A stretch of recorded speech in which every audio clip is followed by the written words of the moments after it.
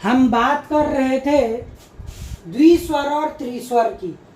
पिछले वीडियो में हमने द्विस्वर के सारे नियम पढ़ लिए थे और त्रिस्वर के नियमों को भी हमने पढ़ लिया था। मैं पुनः आपको इन नियमों को रिवाइज करा रहा हूँ। रिवीजन है कि द्विस्वर का जो पहला साइन है, जो प्रथम स्थान पर आई की आवाज को रिप्रेजेंट करता है, उसकी बात हम कर रहे हैं। ठीक है। किसी भी व्यंजन रेखा में जब द्विस्वर आई की आवाज आती है तो ऐसी स्थिति में उस व्यंजन रेखा को अबव द लाइन, लाइन के ऊपर लिख दिया जाता है और यह जो आई का साइन है यह उस व्यंजन के फर्स्ट प्लेस पर रिप्रेजेंट प्रदर्शित कर दिया जाता है। ऐसे ही द्वितीय स्थान पर यही आई का साइन ए प्लस अन्य स्वर की आवाज को रिप्रेजेंट करता है। हमने ऐसे कई उदाहरण भी दिए थे। दे, दे, ले, देओ। ठीक है। ए प्लस अन्य स्वर कुछ भी आ सकता है। तो ऐसी कंडीशन में हम उस साइन को व्यंजन रेखा के द्वितीय स्थान पर लगा देते हैं।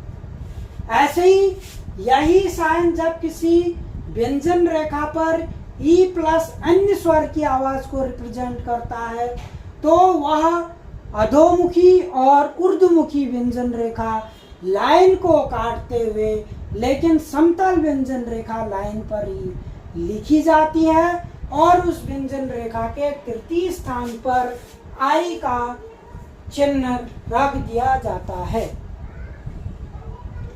ऐसे ही हमने देखा था कि जब दूसरा साइन हमारा आ जो है द्विस्वर का दूसरा साइन जो आय आय ओय को रिप्रेजेंट करता है, कौन से स्थान पर? प्रथम स्थान पर। और ऐसी स्थिति में हम क्या करते हैं, व्यंजन रेखा को लाइन से ऊपर लिख देते हैं और उसके प्रथम स्थान पर आय आय ओय जो भी आवाज आ रही है इस साइन को लगा देते हैं।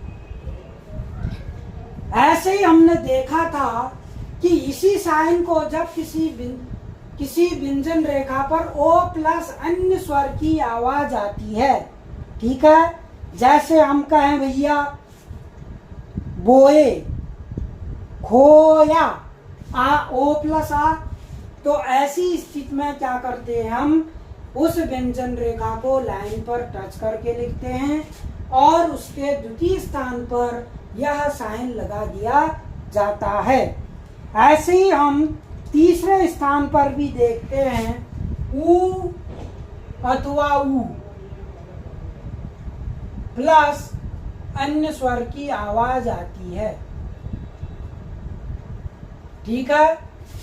किसी व्यंजन रेखा पर ऊ प्लस अन्य स्वर की आवाज आए तो उस व्यंजन रेखा को लाइन से काट कर, लाइन को क्रॉस द लाइन, कैसे व्यंजनों को अपवर्ड एंड डाउनवर्ड व्यंजनों को लाइन से काटते हुए तथा समतल व्यंजन को लाइन पर ही लिखते हैं और इस द्विस्वर के साइन को, इस चिन्ह को उस व्यंजन रेखा के तृतीय प्लेस पर लगा देते हैं। ये भी हम पढ़ चुके हैं। फिर हमारा तीसरा साइन आया, आया आओ आऊ। क्या आया? आया आओ आऊ, आया आओ और आऊ। ठीक है। कहने का मतलब क्या है, किसी व्यंजन रेखा पर यदि द्विस्वर आया आओ आऊ की आवाज आए तो ऐसी व्यंजन रेखा को अबव द लाइन लिखकर उस व्यंजन रेखा के प्रथम प्लेस पर यह साइन लगा दिया जाता है। ठीक है। आया आओ आऊ को रिप्रेजेंट करता है। यही साइन सेकंड प्लेस पर आई की आवाज को रिप्रेजेंट करता है। और ऐसी कंडीशन में उस व्यंजन रेखा को लाइन से टच करते हुए और व्यंजन रेखा के द्वितीय स्थान पर यह साइन लगा दिया जाता है। ये भी हम पढ़ चुके हैं। यही साइन थर्ड प्लेस पर औ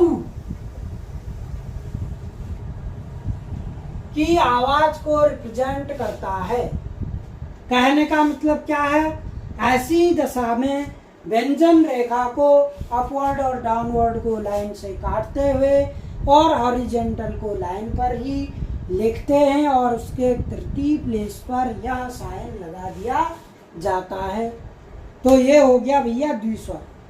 और हमने ये भी पढ़ा कि व्यंजन रेखाएं शॉर्ट हैंड में दो प्रकार की होती हैं। एक तो होती है हल्की व्यंजन रेखा, एक होती है गहरी व्यंजन रेखा। हल्की व्यंजन रेखाओं में अंतर स्पष्ट करने के लिए पहली व्यंजन रेखा हल्की है तो दूसरी व्यंजन रेखा हल्की होने पर उसको बीच में हल्का सा काट दिया जाता है। ऐसे ही गहरी में भी होता है। ये हम सब पीछे पढ़ चुके हैं। अब हम इसी बात को आगे बढ़ते हैं कि त्रिस्वर क्या होता है। हम बात करते हैं त्रिस्वर की। द्विस्वर तो हमने देख लिया। तो हमने क्या कहा था कि जब यदि द्विस्वर के पश्चात कोई अन्य स्वर ध्वनि आ जाए, द्विस्वर की आवाज तो आ ही रही, उसके बाद कोई स्वर ध्वनि की आवाज आ जाती है तो ये जो द्विस्वर होते हैं इनके अपोजिट में एक डैश और लगा दिया जाता है जो त्रिस्वर को रिप्रेजेंट करता है।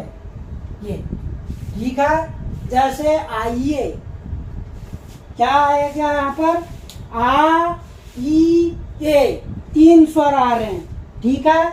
ऐसे ही सपोज दैट आ गया आपका पाइए, पाइए भी हो सकता है, जाइए भी हो सकता है।